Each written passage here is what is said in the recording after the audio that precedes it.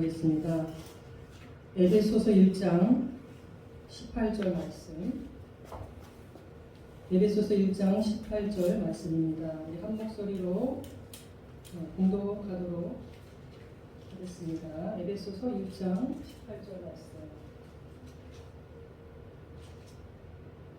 자, 함께 공독하겠습니다. 너희의 마음의 눈을 밝히사 그의 부르심의 소망이 무엇이며 성부 안에서 그 기업의 영광의 풍성함이 무엇이며. 아멘. 부르심의 소망을 깨닫게 하소서. 목사님 말씀 전해주시겠습니다.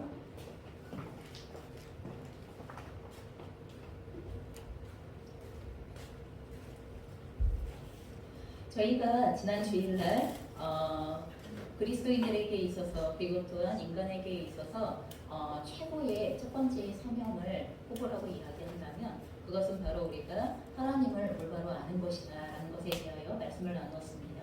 왜냐하면 인간은 하나님의 형상대로 지음을 받았기 때문에 하나님을 올바로 알지 못하면 하나님 안에서 인간을 해석할 수 없게 되어지고 인간을 향한 하나님께서 예비하여 주신 그 삶의 원리 그리고 삶의 목적, 삶의 방식 이 모든 것들로부터 벗어나게 되어지기 때문에 하나님을 아는 것이 너무나 중요하다라는 것에 대하여서 첫 번째의 기도 하나님을 알게 하소서라는 것을 가지고 같이 말씀을 나누었습니다. 오늘 바울의 에베소 교회를 향한 두 번째의 기도의 내용이 무엇이냐 하면 부르심의 소망을 깨닫게 하소서라는 이 기도를 바울이 에베소 교회를 위하여 드리게 되어집니다. 여러분 하나님께서는 우리를 향한 부르심에 소망이 있으시다는 것을 깨달아야만 한다고 오늘 이 기도의 내용에서 말씀을 하시고 있다는 것입니다. 여러분 도대체 부르심의 소망이 무슨 말인가 라는 것들을 생각해 보셔야 됩니다. 여러분 하나님께서 우리를 각자 부르신다는 것을 아십니까? 순이야 하고 이렇게 부르시고 그리고 또한 승재야 하고 이렇게 부르신다는 것을 여러분 그것을 아시냐는 거예요. 그런데 하나님께서 이렇게 우리를 부르실 때에는 여러분 그 부르심 속에 하나님의 소망을 담고 있어서 우리를 부르신다는 거예요. 여러분 그냥 부르시겠어요? 하나님이 너무나 할 일이 없으셔서 심심하셔서 아니면 그냥 한번 불러보기 위하여서 이렇게 부르시는 것이 아니라는 것입니다. 하나님은 우리 각 사람을 한 사람 한 사람을 누구야 하고 이렇게 부르시는데 그 부르심 속에 하나님의 각각의 우리를 향한 소망을 담고 계시다는 것입니다. 그래서 하나님은 나를 향한 소망을 가지고 있으시다는 것을 우리가 믿으셔야 하는데 하나님께서 나는 승재가, 나는 이준이가, 그리고 나는 순이가 이렇게 되었으면 좋겠다. 이런 사람이 되어졌으면 좋겠다. 이런 사람이 되어서 이런 일을 했으면 좋겠다. 이런 소망을 가지고 처음부터 우리를 창조하셨을 뿐만 아니라 우리의 인생을 향한 계획들을 가지고 계시다는 것입니다. 그래서 하나님의 나를 향한 소망 이것을 가지고서 우리가 부르심의 소망이다 라고 이렇게 부르게 되어지는 거예요. 하나님이 나를 향하여서 어떤 소망을 가지고 지으셨을까? 그리고 또한 나에 대한 인생의 계획을 가지고 계실까? 또한 그것을 이루기 위하여서 여전히 그 소망 안에서 우리를 이끄실까? 여러분 그래서 이 모든 것을 합하여서 부르심의 소망을 한마디로 이야기하자면 하나님이 나를 향하여 가지고 계신 계획이다 라고 이렇게 우리가 이야기를 할 수가 있다는 거예요.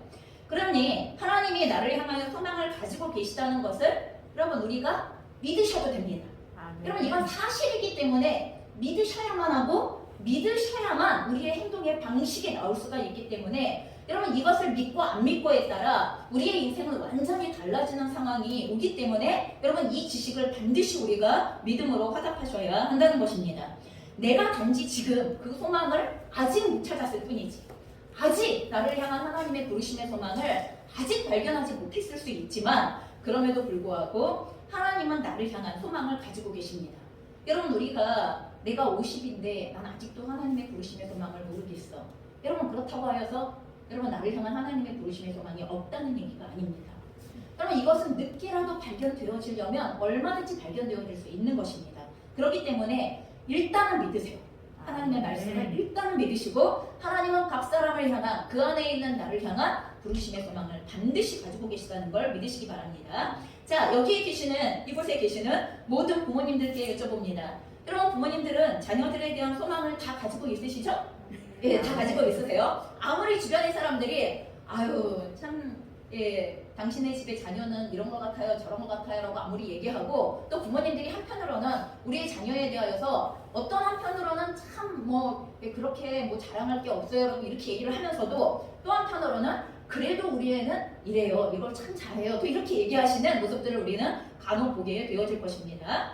여러분, 그것을 밖으로 표현을 얼마나 자랑스럽게 하건 혹은 그러지 않고 마음에 품고 있건 간에 모든 부모들은 자녀에 대한 소망을 다 가지고 있다는 것을 우리는 압니다. 그것을 우리가 밖으로 표출하지 못할 뿐이죠. 그러면 부모님들이 가지고 계시는 그 자녀들에 대한 소망, 여러분 이건 도대체 어디로부터 온 것입니까? 여러분 이거가 굉장히 중요합니다. 부모님들은 내 자녀를 향하여 하나님이 가지고 계시는 하나님의 부르심의 소망에 대하여서 이것이 있다는 것을 인정하셔야 됩니다. 여러분, 그래서 부모의 소망을, 여러분 하나님이 그 자녀들에 대하여 가지고 계신 소망이 아닌 부모가 그 자녀들에 대하여 원하는 소망을 아이들에게 대입시켜 버리게 되어지면, 여러분 우리의 자녀들의 인생은 방황하고 배회하고, 그리고 또한 그 자녀들은 인생의 어려움에 봉착하게 되어집니다. 하나님께서 그 자녀들에 대하여 가지고 계신 부르심의 소망을 찾기가 혼돈을 일으키는 상황이 발생할 수 있다는 것입니다. 여러분, 이 아이들 누가 세상에 보내셨습니까? 당연히 하나님께서 보내셨습니다. 아무리 내 배 알아서 이 땅에 태어났다 하더라도, 아무리 부모님들을 통하여서 그 아이들의 유체가 이 땅 가운데 왔다 하더라도, 여러분 그 부모님들이 하나님께서 그 아이들을 이 땅에 보내시기 위한 통로이며 맡기신 천직이라는 것에 대하여 우리는 알고 있습니다. 우리의 자녀들은 하나님께 속했습니다. 그리고 우리의 자녀들은 하나님께로부터 왔습니다. 그러니 제발 그것을 믿으셔야 합니다. 그래서 부모님들은 우리의 자녀들의 부르심의 소망을 찾는 과정에 있어서 내가 원하는 자녀들에 대하여 내가 원하는 소망이 아니라 하나님께서 그 자녀들에 대하여 가지시고 계시는 소망이 무엇인가를 반드시 먼저 우리가 알아야 합니다. 그래서 우리가 부모님들이 하나님 앞에서요, 내 아이는 이렇게 되어져야 합니다, 내 아이는 이렇게 되지 않으면 안 됩니다 라고 주장하지 않으셔야 합니다. 나의 소망을 내려놓으셔야 합니다. 그리고 나의 고집을 내려놓으셔야 합니다.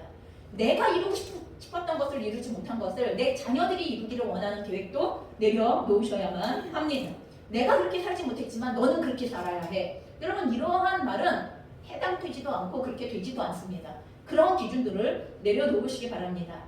여러분, 그리고 내 아이를 향한 하나님의 부르심의 소망을 좌절시키지 않기 위하여서라도 부모님들은 먼저 전심으로 하나님께서 내 자녀들에 대한 어떤 부르심의 소망을 가지고 계시는가를 전심으로 찾으셔야만 하고, 여러분 개인 각자는 당연합니다. 부모님이 나를 위해서 그 기도를 해주지 않는다 하더라도, 설사 그렇지 않는다 하더라도 우리는 스스로 하나님 앞에서 그걸 찾기 위하여 전심을 다해야 할 필요가 있다는 것입니다. 여러분 묻습니다. 하나님은 나보다 나를 더 잘 아십니다. 맞습니까? 하나님은 나보다 나를 더 잘 아십니다. 여러분 이건 진리입니다. 그러면 하나님은 나보다 나를 더 사랑하십니다. 맞습니까? 맞죠. 하나님은 나보다 나를 훨씬 더 사랑하십니다. 하나님이 나보다 나를 더 잘 아실 뿐만 아니라 나보다 훨씬 더 나를 사랑하고 계시는 분이시라는 것을 우리가 믿게 되어질 때, 그런 하나님께서 나를 향한, 그리고 나의 아이를 향한, 나의 자녀를 향한 부르심의 소망이 얼마나 그 아이에게 적합하며 얼마나 그 아이를 사랑함으로 부르시는 소망이신가에 대하여서 우리는 믿고 그것을 찾기 시작해야만 한다는 것입니다. 여러분, 여기에서 우리가 한 가지 용어를 정리해야 할 필요가 있습니다. 그것은 무엇이냐 하면, 여러분 우리가 나의 인생에 대하여서 내가 꾸는 꿈, 그리고 또한 내가 되고 싶은 나의 꿈, 여러분 이것을 일컬어서 우리는 야망, 앰비션이라고 그렇게 표현하게 되어집니다. 그런데 하나님께서 되기를 원하시는 나의 모습, 나의 부르심의 소망, 여러분 이것을 가지고서 우리는 비전이다라고 이렇게 이야기합니다. 그럼 비전에 나와 있는 스펠링 앞부분, 어근에 해당되어지는 VIS 그리고 VID로 표현이 되어지는, 여러분 이 어근은 본다라는 의미를 가지고 있는 어근이에요.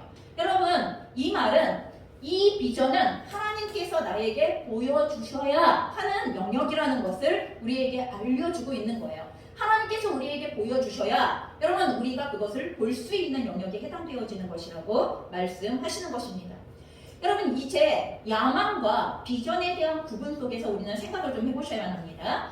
여러분 우리가 생각할 때 인생에는 굉장히 싸움이 복잡한 싸움들이 있는 것 같지만 인생에 일어나는 너무나 다양하고 많은 복잡한 싸움이 있는 것 같지만 사실 우리의 인생에 대한 싸움은 딱 한 가지입니다.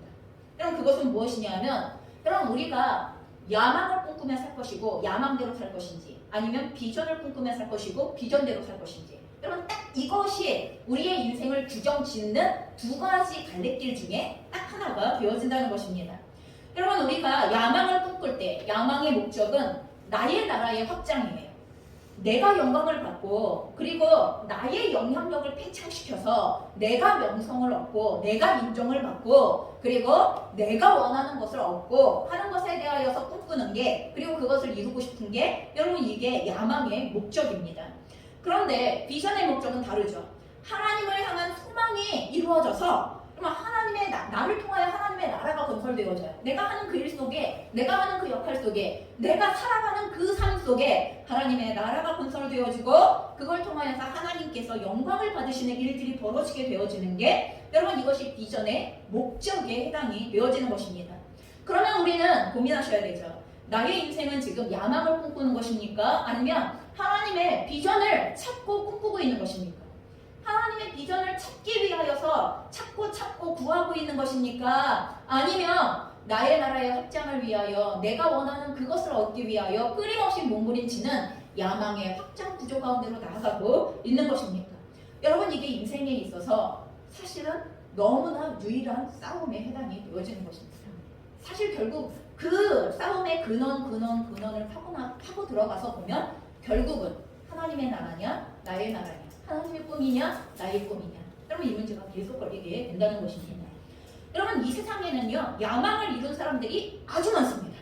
우리가 또 세상에서 위인이라고 이야기하는 대부분의 많은 사람들이 자신들의 야망을 이룬 사람들이 굉장히 많다는 것입니다. 그런데 이 야망을 이룬 사람이 나름대로 성공한 거죠. 나름대로 성공을 했고 나름대로 자기가 올라가고 싶은 성공의 그 꼭대기 보좌에 자기가 앉았음에도 불구하고 이 야망을 성취한 사람들이 느끼는 감정이 무엇인지 아십니까? 물론 거기에는 행복도 있을 거예요. 물론 거기에는 만족도 있을 거예요. 물론 그런 부분들도 없지 않아 있을 거예요. 그럼에도 불구하고 이 야망을 이루고 야망의 성공의 꼭대기에 앉았다고 하는 사람들 안에 나타나게 되어지는 공통적인 느낌 중에 하나가 무엇이냐 하면 공허함이에요. 공허함. 여러분 공허함을 다른 말로 이야기하면 허무다라고 이렇게 얘기합니다. 여러분 성경에 보면 자기 멋대로 하고 싶은 것 다 한 인간이 나와요. 여러분 그 인간이 누구냐면 솔로몬이에요. 여러분 해보고 싶은 거 다 했어요. 하나님께서 참으로 복을 주셔서 해보고 싶은 거 다 할 수 있게 하셨어요. 모든 것을 다 해본 다음에 해 아래는 새 것이었어요. 다시 말해서 하나님과 상관이 없는 인간의 삶에는 아무리 새로운 것이 날마다 벌어지고 있는 것처럼 여겨지지만 실제로는 해 아래는 새 것이 없을 뿐만 아니라 마지막 끝에 결론이 뭐예요? 헛되다가 5번이 나와요. 무슨 말인지 아시죠? 헛되고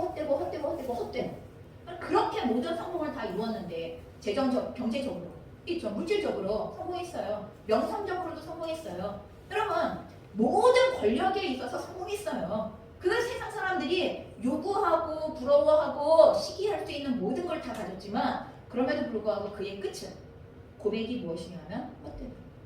하나님을 경외하지 않는 모든 삶의 끝은 헛되다. 여러분 이렇게 얘기해요. 인간은 자신이 원하는 모든 것을 다 이룬 것 같이 여겨지는 순간에도요. 그럼 왜 공허함, 허무를 느끼는지 아십니까? 그것은 인간이 하나님의 형상을 따라 창조되어졌기 때문에 그래요. 그래서 우리가 잘 알고 있는 파스칼이라는 사람 여러분 기억하시죠? 천재예요, 천재. 수학자이면서 또한 철학자이면서 그리고 또한 신학자이면서 여러분 이분께서 황새라는 명상록에 이렇게 쓰셨어요. 모든 사람에게는 오직 하나님만이 채울 수 있는 하나님이 만드신 공간이 있다. 하나님이 만들어놨기 때문에 그 인간을 하나님이 창조하셨기 때문에 하나님만이 함께 거하셔야만 채워질 수 있는 그 공간이 인간에게는 따로 있다는 거예요. 그렇기 때문에 이 세상에 아무리 좋아 보이는 것들을 다 갖다 거기다가 집어넣는다 해서 그게 참 만족스럽다, 다 이루었다, 절대로 이렇게 고백할 수 없다는 것입니다. 여전히 텅 비어 있는 것 같이 여겨지는 그 자리가 있다는 것을 결국은 발견하게 된다는 것입니다. 우리가 하나님이 창조하신 영적인 존재이기 때문에 오직 하나님으로서만 만족할 수 있는 그런 그와 같은 삶이 예정되어져 있고 예비되어져 있고 하나님은 우리의 인생을 그렇게 지으셨다는 것입니다. 그래서 철학적으로 공허감을 표현할 때요. 아까 얘기했죠. 공허감, 허무에 대하여 표현할 때 누군가 공허감을 느낀다는 말은 다른 말로 이야기하여서 지금 이 삶보다 더 나은 인생이 있을 텐데 라는 것에 대한 신호라는 거예요. 그럼 공허감을 느끼고 있다는 얘기는 모든 걸 다 내가 해보고 싶은 거나 하기를 원했던 거나 그거를 했음에도 불구하고 공허감을 느끼던지 아니면 내가 한 목표를 향하여서 내가 이것만 하면은 이것만 되면은 나는 행복할 수 있을 것 같아 라고 생각했던 거 있으시죠? 내가 이것만 하면 행복할 수 있을 것 같고 내가 이것만 이루면 그러면 내가 인생에 있어서 더 이상 바랄 게 없을 것 같아 이렇게 생각한 사람들조차도 그 삶이 막상 되어졌을 때 거기에서 공허감을 느낀다면 그렇다면 그 사람 안에 하나님이 사인을 주고 계시다는 거예요. 지금 네가 느끼고 있고 누리고 있는 그 삶보다 더 나은 인생이 있단다 하는 것에 대하여 그걸 알려주는 신호가 바로 공허감이다라고 말씀하신다는 것입니다. 여러분 우리가 어떤 사람을 보면서 또한 우리의 자녀들을 보면서 가끔 그런 말을 하대요. 비전이 없어. 쟤는 참 비전이 없어. 아니면 내 자녀는 참 비전이 없어. 그러면 이렇게 겉으로 말하지 않더라도 내 중심의 소리에서부터 그런 소리를 하고 있는 우리들의 모습들을 발견할 때가 있는데 여러분 이것은 매우 잘못되어진 것입니다. 여러분 단지 아까 말씀드렸듯이 아직 발견하지 못했다는 것을 여러분 그것을 인정하셔야 돼요. 하나님의 자녀들에게 하나님이 지으신 인간 속에 비전이 없는 인간은 단 한 명도 없다는 것을 반드시 인지하셔야만 한다는 것입니다. 그리고 놀라운 것은 비전은 어린 나이 때 발견되는 게 아닙니다. 절대로 어린 나이 때 발견되어지는 것이 아니라 나이가 먹어가면서 하나님을 알게 되어지고 하나님을 아는 것 안에서 여러분 아까 그랬잖아요. 비전은 하나님이 보여주셔야 하고 하나님을 통해서 봐야 하는 꿈이라는 것을 이야기했습니다. 그렇기 때문에 이 비전은 나이가 먹어가면서 발견하게 되어질 가능성이 매우 높고 발전하게 되어질 가능성이 높아진다는 것입니다. 그렇다고 하여 현재 비전을 발견하지 못했다고 하여서 아무것도 하지 않고 가만히 앉아있으라는 얘기를 하는 건 그건 아닙니다. 난 아직 꿈을 못 찾았으니 그냥 지금은 내 맘대로 살래요. 이런 얘기를 하는 게 아니에요. 그러시면 안 되고 아직 비전을 찾지 못하였더라도 지금 뭐 하셔야 되는 거예요? 현재 먼저는 자신 안에 있는 하나님께서 주신 재능을 발견하셔야 돼요. 재능을 발견하여서 그 재능을 갈고 닦는 과정이 필요한 거예요. 여러분 공부는 자기 안에 있는 재능을 발견하고 갈고 닦는 과정을 하는 게 여러분 그게 공부하는 거예요. 여러분 내 비전이 지금 뭔지 정확하지 않아도 괜찮아요. 하지만 내가 뭘 잘할 수 있는가에 대한 부분들을 여러분 그것을 알아야 되고 그걸 갈고 닦는 훈련들을 하셔야 되고 그걸 갈고 닦는 공부를 하셔야 되는 것이 이게 아직 비전을 찾지 못하셨다 하더라도 하나님께서 그 비전을 보여주실 때 그것을 향하여 나아갈 수 있는 준비를 하셔야 되는 한 사람의 인간으로서 하나님의 자녀로서 꼭 필요한 거예요. 그러니 부모님들도 마찬가지입니다. 우리의 자녀들이 아직 비전을 찾지 못했어요? 괜찮습니다. 하나님 안에서 발견해 갈 것을 믿고 적어도 지금 자녀들이 하나님께로부터 부여받은 재능이 무엇인가를 여러분 부모님들은 보시면 알 수 있는 것들이 있잖아요. 부모님들은 보시면 얘가 좀 이런 부분들이 좀 탁월한데 아니면 얘가 이런 부분들에 소질이 있는데 아니면 얘가 이런 부분들을 잘하는데 얘가 이런 부분들에 능력이 있는데 보여주시는 부분들을 여러분 그것들을 조금 더 해볼 수 있는 기회를 주시고 그리고 그 부분들이 조금 더 개발되어질 수 있는 기회를 만들어 주셔서 정말 그것이 그 아이의 내 자녀의 재능이 되어줄 수 있을까 하는 것들을 확인하는 과정들을 통하여 진짜 나의 자녀의 재능이 되어줄 수 있는 부분들을 적극적으로 찾아주셔야만 한다는 것입니다. 자, 그래서 여러분 우리가 교육이라고 이야기하는 거 여러분 에듀케이션이라고 이야기하죠. 여러분 이 에듀케이션의 어근이 에듀카리라고 하는 라틴어로부터 나오게 되어집니다. 그런데 이 에듀카리라는 라틴어는 무슨 의미냐 하면 속에 있는 것을 끄집어낸다라는 의미예요. 속에 있는 것을 끄집어낸다. 자, 우리 승재와 이중이는 고개를 들고 졸리면 뒤에 가서 서서 말씀을 집중해 주시기 바랍니다. 자, 그러기 때문에 교육의 핵심은 학생 속에 하나님이 주신 재능이 있음을 인정하고 그것을 잘 관찰하여서 끄집어내서 뽑히게 함으로써 그것을 가지고 세상을 섬기고 하나님을 위하여 일할 수 있도록 만들어주는 것 여러분 이게 교육의 핵심이에요. 여러분 교육의 핵심은 처음에는 인정해야 돼요. 저 아이들 안에 하나님께서 주신 재능이 있어 하는 것들에 대하여 반드시 인정하셔야 돼요. 먼저. 그리고 그걸 관찰하셔야 돼요. 뭐가 있는 거지? 하나님이 뭘 주신 거지? 라는 것들에 대하여 관찰하셔야 돼요. 그리고 나서는 그것을 꽃 피울 수 있도록 도와주셔야 해요. 그래서 그것이 결국에는 세상을 섬기는 도구가 되어지고 통로가 되어지고 하나님을 위하여 기쁘고 즐겁게 일할 수 있도록 그런 통로가 되어지고 기술이 되어지고 능력이 되어질 수 있도록 도우셔야만 한다는 것입니다. 그런데 많은 부모님들이 어떻게 생각하냐 하면 아이들을 백지 상태라고 생각해요. 아무것도 없는 백지 상태라고 생각하고 부모님들이 그 백지 위에 부모님이 원하시는 무엇인가의 그림을 그려서 아이들을 그 그림대로 만들어간다고 이렇게 생각하시는 경우가 많다는 것입니다. 그걸 교육이라고 생각하시는 경우가 많다는 것입니다. 여러분, 그렇기 때문에 아이들 속에 있는 하나님의 소망, 그리고 아이들의 고유함, 여러분 이런 것들을 극대화하고 독특한 존재로 드러내지 못하고 계속하여서 사회가 원하고 부모님이 원하고 다 남들에게 칭찬받을 수 있는 그런 사람 있죠. 세상이 원하는 사람. 그리고 모든 사람들에게 만족스러울 만하다고 우리가 정해놓은 기준에 그럼 거기에 적합하다고 여기는 사람. 그런 사람으로 그 자녀들을 키우고 싶어하는 욕심이 우리 안에 발동하기 시작한다는 것입니다. 다시 말하지만 여러분, 교육의 전제는 이 아이 속에 하나님이 가지신 부르심의 소망이 있다는 것을 반드시 알고 믿고 인정하는 것에서부터만 우리는 진정한 교육을 시작할 수 있다는 그것을 기억하셨으면 좋겠습니다.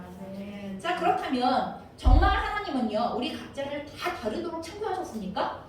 각자를 향한 부르심의 소망이 정말 있는 게 맞습니까? 우리가 성경에서 그 내용들을, 그 근거들을 한번 여러 가지 근거를 댈 수 있지만 구약에서 하나, 신약에서 하나 한번 우리가 찾아보도록 하겠습니다. 창세기 49장 28절입니다.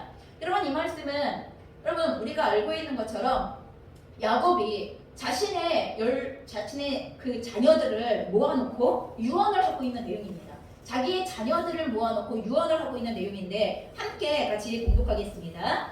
이들은 이스라엘의 12지파라. 이와 같이 그들의 아버지가 그들에게 말하고 그들에게 축복하였으니 곧 그들 각 사람의 분량대로 축복하였더라. 여러분, 지금 야곱이 자신의 자녀들 12를 향하여서 축복의 내용들을 주게 되었죠. 유언과 축복의 내용들을 주게 되어지는 거예요. 그런데 그 축복을 주는데 어떻게 주었대요? 각 사람의 분량대로 축복하였더라. 여러분, 여기서 말하는 각 사람의 분량이라는 건 너는 이만큼 뛰어나고 너는 이만큼 안 되고 이런 얘기를 하는 게 아니에요. 하나님께서 그 각 사람들을 어떻게 창조하셨고 어떤 목적을 위하여 창조하셨고 어떻게 살도록 부르셨는가를 근거하여 그에 적합하게 그에게 하나님의 복을 말씀해 주시기 시작했던 게 이게 야곱이 자녀들에게 주었던 그 유언과 복의 내용이라는 것입니다. 여러분, 하나님은 복의 근원이십니다. 믿으십니까? 아멘. 여러분, 하나님은 복의 근원이십니다. 하나님께서 각자에게 재능과 은사와 그리고 부르심의 소망을 주시면서 각자에게 복을 나누어 주십니다. 여러분, 이렇게 각 사람에게 그 분량대로 나누어 주신 복을 뭐라고 부르냐 하면 분복이다 라고 이렇게 얘기합니다. 그러면 이스라엘, 지금 이 본문도 마찬가지지만 야곱이 그 자녀들을 축복하는 내용들도 마찬가지지만 그러면 하나님은 이스라엘 백성들을 가나안 땅에 이끌어들이시고 그럼 그 지파대로 그럼 그 기업을 나누어 주시죠. 땅을 경계를 그어 나누어 주시는 것들을 보게 되어져요.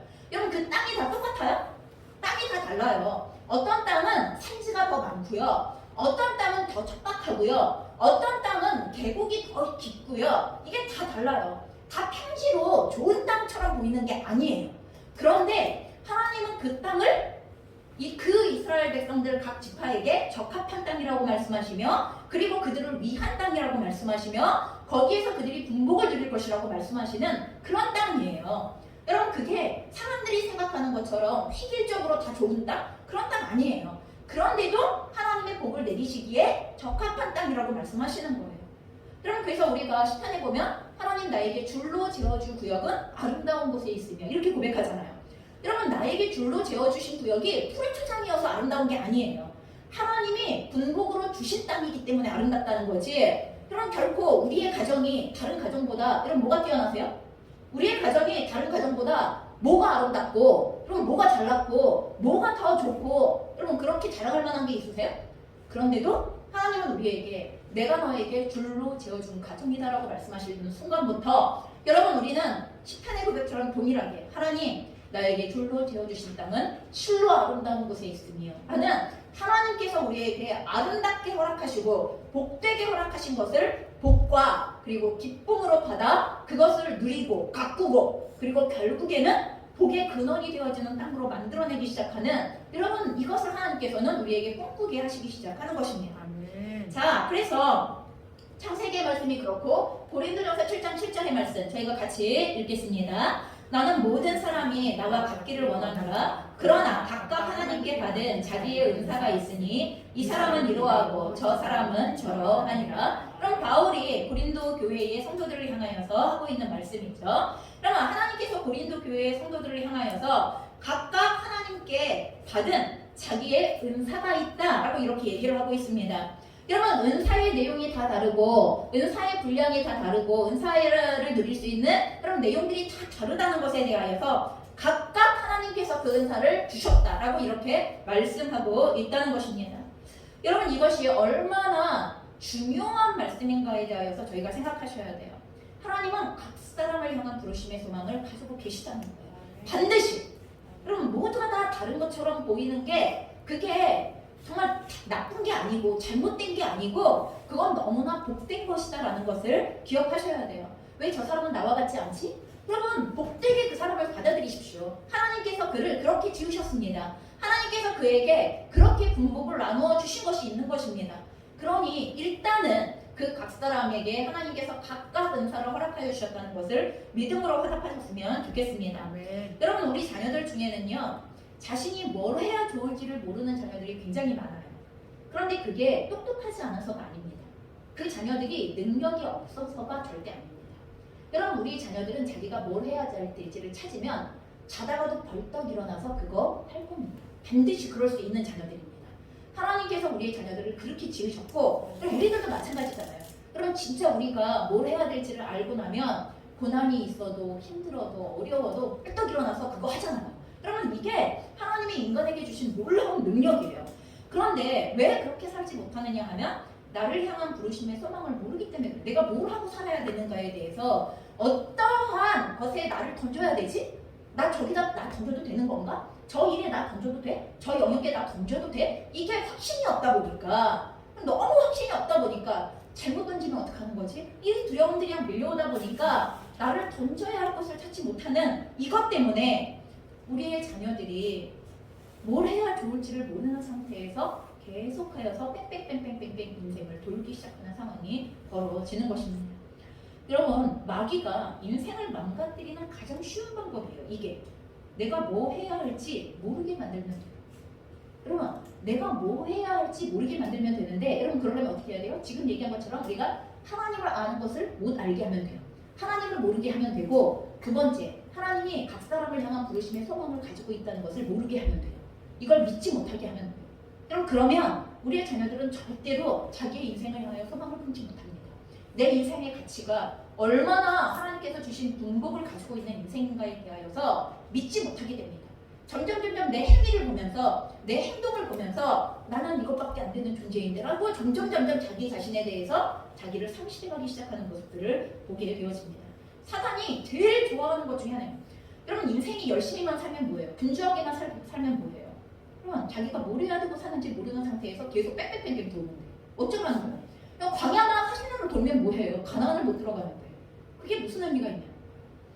그러니 하나님께로부터 부여되어진 부르심의 소망이 있다는 것을 믿고 나를 향한 부르심의 소망이 무엇인지 알게 해달라고 여러분 우리 각자는 자기의 부르심의 소망을 찾지 못한 사람이라면 누구나 나이가 몇 살이건 상관이 없이 여러분 우리는 이것을 위하여 스스로가 기도해야 합니다. 나아가 부모님들은 우리의 자녀들이 이것을 얻을 수 있도록 마귀에게 이 인생을 빼앗기지 않을 수 있도록 그 아이의 하나님의 부르심에 소망이 있다는 것을 아이가 찾을 수 있도록 우리는 깊이 중보기도해야 한다는 것입니다. 여러분 이게 우리 인생에 대하여 싸워야 할 영적 전쟁의 중요한 내용에 해당이 되어지는 것입니다. 인생 자체가 망가집니다. 자 그래서 오늘 본문에서는 이 부르심의 소망을 알기 위하여 뭐가 필요하다고 했어요? 마음의 눈을 밝히사. 그러면 우리의 마음의 눈을 밝혀주셔야 돼요. 여러분 이 부르심의 소망은 육체의 눈으로 보이지 않아요. 육체의 눈으로만으로는 절대로 볼 수 없는 거예요. 우리의 마음의 눈을 밝혀주셔야 해요. 우리의 마음의 눈을 떠야 하고 우리의 마음의 눈이 열려야 부르심의 소망을 우리가 볼 수 있게 된다고 말씀하시는 것입니다. 여러분, 그런데 왜 우리는 우리의 마음의 눈이, 그러면 이 마음의 눈을 밝혀주세요라고 기도한다는 얘기는 지금 마음의 눈이 닫혀 있다는 거예요. 마음의 눈이 열려있지 못하다는 거예요. 도대체 왜 마음의 눈이 열려있지 못한 거예요? 여기 몇 가지 이유가 있어요. 그럼 그걸 찾아서 치워버리셔야 돼요. 첫 번째가 아까 얘기했던 것처럼 하나님의 존재를 인정하지 않기 때문이에요. 그리고 하나님을 잘 모르기 때문이에요. 하나님을 알지 못하면 하나님의 형상대로 지은 나를 알 수 없어요. 그러면 하나님의 성품을 알면 하나님께서 너희는 내가 거룩하니 너희도 거룩하라 라고 말씀하실 때 여러분, 그 거룩은 단지 깨끗하다는 의미가 아니에요. 하나님이 가지고 계시는 성품의 온전함을, 그것을 거룩이라고 얘기하는 건데, 여러분, 내가 거룩하니 너희도 거룩하라 라고 이렇게 말씀하실 때 하나님의 성품대로 우리가 될 수 있다는 얘기를 하시는 거거든요. 그러니까 하나님의 성품이 뭔 줄 알아야 우리가 어떻게 살아야 하는지를 아는 거지. 그러면 우리가 어떤 존재가 되어줘야 하는지를 알아야 아는 거예요. 그러면 하나님께서 어떠한 존재이신가를 알고 어떤 성품을 가진 분이신가를 알면 내가 그런 존재로 살아야 하는 거구나라는 것들을 알게 되어지고, 그러면 그 존재로 살 수 있는 성품의 훈련들을 해갈 수가 있게 된다는 것입니다. 그래서 첫 번째로는 하나님을 알아야 한다. 올바로 알아야 된다. 하나님의 존재를 인정해야 할 뿐만 아니라 똑바로 알아야 된다라는 것이고, 두 번째로는 오늘의 본문처럼 나에게 주신 부르심에 소망이 있다는 것을 인정하지 않기 때문에, 하나님이 아무리 있다고 해도 아니요, 그렇게 생각되지 않는데요, 아니요, 보이지 않는데요, 아니요, 전 아직 발견하지 못한, 계속하여서 이것 자체를 인정하고 믿지 않는다면 여러분, 없는 걸 어떻게 찾아요? 이미 없다고 하나님의 나를 향한 부르심의 소망은 없는 거예요. 그러면 도대체 볼 수 있는 게 뭐예요? 뭘 봐야 돼요? 여러분, 이게 이미 없는 거가 되어져 있기 때문에 찾을 수가 없는 거예요. 이런 보물이 숨겨져 있다는 걸 믿어야 보물찾기를 하죠. 여러분, 저희가 소풍 가서 어릴 때 보물찾기 다 해보셨잖아요. 여러분, 선생님이 그 돌 아래에 아니면 나무 위에, 나무 사이에 풀 가운데 그 보물찾기, 그 보물을 숨겨놨다는 걸 믿으니까 여러분 죽어라 찾으러 다니시는 거잖아요. 그게 거기에 뭐가 있을지 몰라도 다치는 거잖아요. 그러면 하나님은 우리를 향한 각 부르심의 소망을 반드시 계시는 분이라는 걸, 가지고 계시는 분이라는 걸 믿어야만 우리는 하나님 앞에 제 눈을 열어 보게 해주십시오라고 간절히 우리가 기도하는 것이 가능해질 수 있다는 것입니다. 자, 하나님께서 아무리 널 향한 부르심의 소망이 있다고 알려주셔도 우리가 인정하지 않는다면 우리 눈은 여전히 닫혀있는 상태이다 라고 말씀하십니다. 자, 오늘 본문에서 마음의 눈이 열리면 부르심의 소망을 깨닫게 되어지고, 나아가서 성도 안에서 그 기업의 영광의 풍성함이 무엇인지 알게 되어진다 라고 이렇게 표현하는데, 여러분, 여기서 부르심의 소망과 성도들에게 주신 기업은 똑같은 말이에요. 부르심의 소망과 성도들에게 주시는 기업이라는 말은 같은 의미로 해석되어질 수 있는 거예요. 하나님께서 우리에게 가지고 계시는 부르심의 소망이 우리에게 부여되어졌을 때가 그게 성도에게 주시는 기업이에요. 무슨 말인지 이해하시죠? 그래서 가나안 땅을 너희에게 줄게 라고 이스라엘 백성들에게 부르심의 소망을 가지고 애국으로부터 불러내시고 진짜 가나안 땅에 들어가게 하셔서 여기부터 여기까지가 너네 땅 이렇게 얘기해 주시는 게 이게 기업이거든요. 그래서 부르심의 소망은 하나님 편에서 우리에게 가지고 계시는 것이라면 우리가 그것을 직접 받게 되어졌을 때 우리의 눈에 가시적으로 드러나며 우리의 줄로 재어진 구역이 되어지는 것, 그럼 그것이 바로 그런 성도들 안에 있는 기업이에요. 그래서 우리가 눈이 열려야 그 우리에게 주신, 성도들에게 주신 기업이 얼마나 하나님께서 영광스러운 것으로 우리에게 예비하신 것인가를 알게 되어진다는 거예요. 여러분, 이것은 부르심의 소망이 얼마나 영광스러운 것이라는 것을, 여러분, 그것을 우리에게 알려주시기를 원하신다는 것이에요. 여러분, 우리가 이 마음의 눈이 열리지 않으면 날 향한 부르심의 소망을 보기는 보아도 그게 영광스럽다는 것을 잘 인식하지 못해요. 여러분, 그 부르심의 소망과 성도들이 가지고 있는 기업이 영광스러운 이유는 왜 그러냐 하면, 여러분, 우리는 그것으로 인하여 하나님 앞에 성공한 인생이 되어줄 수 있기 때문에 그래요. 여러분, 그 자리, 하나님이 우리에게 불러주셔서 소망으로 갖게 하신 그 자리, 성도들에게 주신 기업의 자리는요, 다른 누가 하나님을 알 수 있는 다른 통로들을 가지고 있더라도 나는 그 통로와 그 기업을 통해서만 하나님을 다른 사람보다 더 잘 알 수 있는 통로가 되는 거예요. 여러분 그 기업은 오직 내가 하나님께서 유일하게 나에게 주신 하나님을 더 잘 알 수 있는 길이고 하나님을 더욱 세상스럽게 깨달을 수 있는 길이 되어지고 하나님을 제일 잘 알 수 있는 길이 되어지는 게 하나님이 나에게 부여하신 기업을 통하여서 우리는 하나님을 제일 잘 알 수 있게 되어져 있어요. 여러분 그리고 그것을 가지고 하나님을 제일 기쁘게 할 수 있어요. 여러분 우리의 각 사람이 우리 자녀들이 여러 명이 있어도 저 자녀는 저거 할 때 제일 예쁜 거 있죠. 저 자녀는 저것만 하면 제일 내가 예쁜 게 있어. 부모님들이 보실 때. 여러분 그런 게 있는 것처럼 하나님께서는 하나님이 불러주신 부르심의 소망의 그 내용들을 그 사람이 살 때 여러분 그게 하나님을 가장 기쁘게 할 수 있는 통로이고 자리이고 그리고 삶의 내용이 되어진다는 것이며 그 자리를 통하여서만 하나님을 제일 똑바로 알 수 있게 되어지는 통로가 되어지기 때문에 그 자리가 얼마나 영광스러운 자리인지 여러분 그 부르심의 소망을 알고 누리기 시작한다는 게 얼마나 영광스러운 것인가를 여러분 우리가 마음의 눈을 열 때에야만 이거를 알 수 있게 되어진다고 말씀하시는 것입니다. 여러분 그럼에도 불구하고 계속하여서 우리의 마음의 눈이 닫혀져 있는 이유에 제일 중요한 거 여러분 아까 우리가 두 가지는 얘기했죠. 하나님을 알지 못하기 때문에 두 번째 부르심의 소망을 믿지 않기 때문에 있다는 것을 믿지 않기 때문에 그리고 또 하나는 무엇이냐면 나를 계속 다른 사람과 비교하기 때문에 여러분 하나님이 나에게 주신 분복이라고 아까 얘기한 거 하나님이 나에게 주신 부르심의 소망이라고 얘기한 거가 각 사람마다가 너무나 다르고 독특해요. 각 사람마다가 너무나 다르고 독특한데 우리의 사회는 계속해서 획일적인 성공의 기준이 있잖아요. 우리가 살아가고 있는 사회는 획일적으로 부러워하는 기준들이 있잖아요. 획일적으로 이렇게 되어야만 한다는 기준들을 갖고 있잖아요. 그러니까 이것과 하나님의 기준이 계속 이게 대립되어지기 시작하는 상황들이 벌어지는 거죠. 근데 이게 대립되어지면서 뭘 받아들여요 우리가? 하나님의 우리를 향한 부르심의 소망의 영광이 그게 얼마나 영광스러운 건지를 받아들이는 게 아니라 뭘 받아들여요? 세상에서 요구하는 획일적인 성공의 기준 그리고 사람들이 성공했다고 말하는 기준 이걸 받아들이기 때문에 저희는 계속 그러지 못한 우리의 자신을 계속하여서 비교하기 시작하는 상황들이 벌어지기 시작한다는 것입니다. 이건 우리 안에 있는 욕심과도 연결되어지는 부분이에요. 여러분 우리 안에 욕심을 가지고 있으면 하나님의 우리를 향하여 불러주신 부르심의 소망을 찾기가 어렵습니다. 마음의 눈이 열리기가 매우 어렵다는 것입니다. 자꾸 그 껍질을 쓰고 그 렌즈를 끼고 보려고 하고 알려고 하는 상황이 발생하기 때문에 그렇습니다. 여러분 우리의 욕심은 끊임없이 나와 다른 사람들을 비교하게 만드는 힘을 가지고 있어요. 아주 놀라운 힘이죠.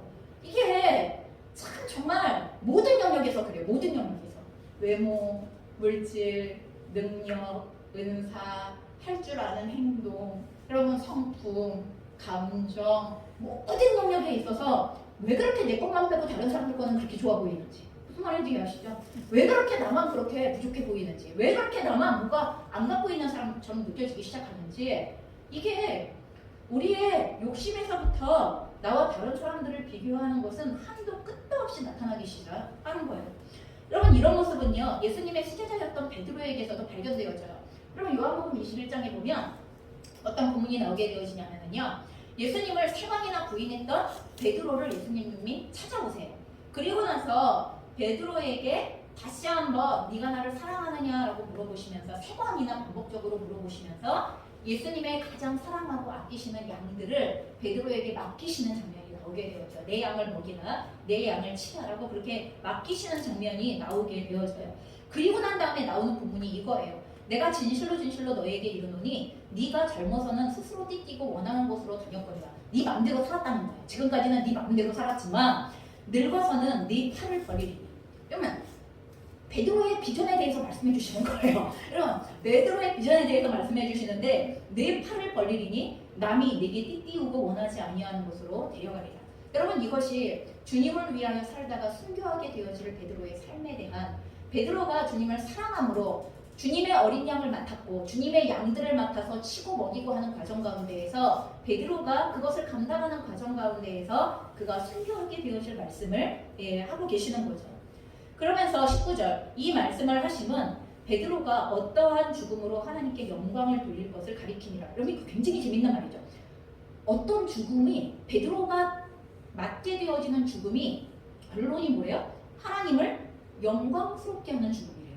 그러면 우리가 죽는 게 하나님께 영광이 되어진다고? 그럼 우리 이렇게 생각할 수 있어요. 내가 뭔가 막 특출난 걸 뭔가를 해가지고서 내가 뭔가 다른 사람보다 뛰어난 걸 뭔가 해가지고서 하나님 영광 받으세요 하면 영광 받으실 것 같은데 오늘 베드로에게는 베드로의 순교의 죽음까지를 통하여서 하나님께 영광을 돌린다라고 이렇게 그게 베드로를 통하여 하나님이 영광을 받으시는 길이라고 얘기를 하고 계시는 이 내용을 말씀하시는 거예요. 그러면서 너는 이대로 나를 따르라 하고 이렇게 요청하시는 거죠.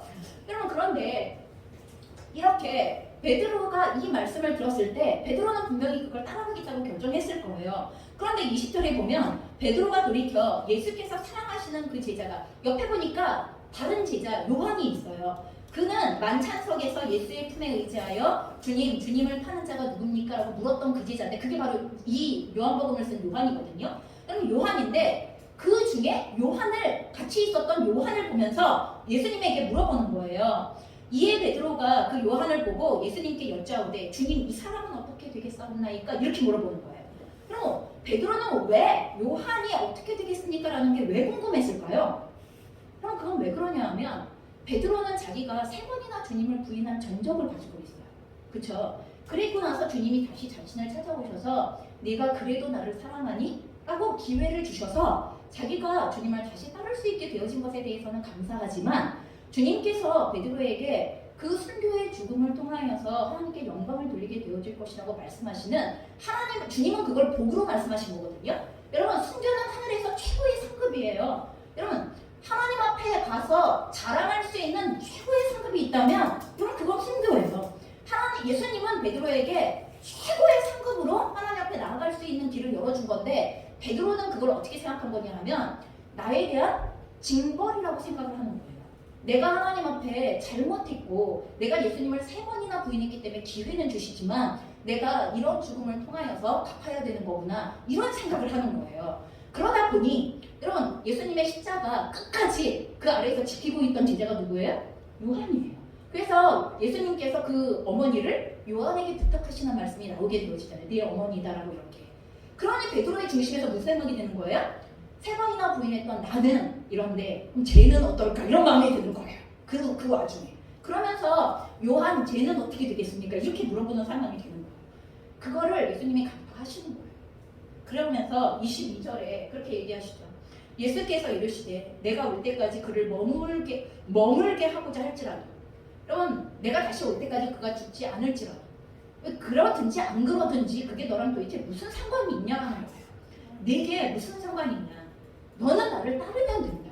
그는 그대로 나를 따르면 되고 너는 너대로 나를 따르면 된다. 이 얘기를 지금 해주시는 거예요. 그게 왜 비교할 거리가 되냐. 여러분 예수님의 제자 12명이 그리고 또한 유다 배신했던 유다를 뺀 11명이 또 다시 또 제비뽑기를 선출했던 또 다른 제자까지 해서 12명이 그럼 어떠한 삶으로 주를 따를 것인가에는 그들에게 부여되어져 있는 군복에 해당되어지는 내용인지 그걸 획일적으로 말할 수 있는 내용이 아니라는 것입니다. 여러분 그렇기 때문에 저희에게 이 말씀을 통하여서 여러분 수제자였던 베드로조차도 자기에게 부여되어진 군복이 복이라고 생각하지 않았던 거예요.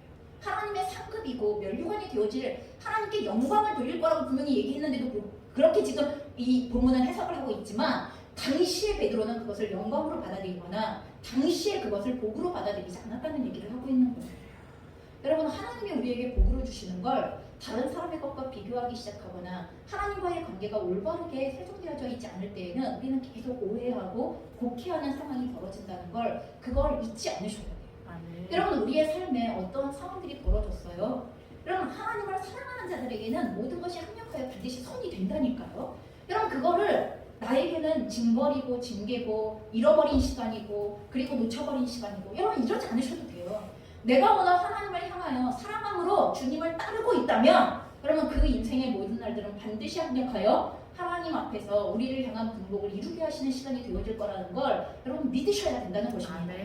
그렇기 때문에 실제로 오늘 이 베드로조차를 향하여서 예수님께서 네가 할 일은 너에게 주어진 너의 삶의 분복을 가지고 나를 따르라.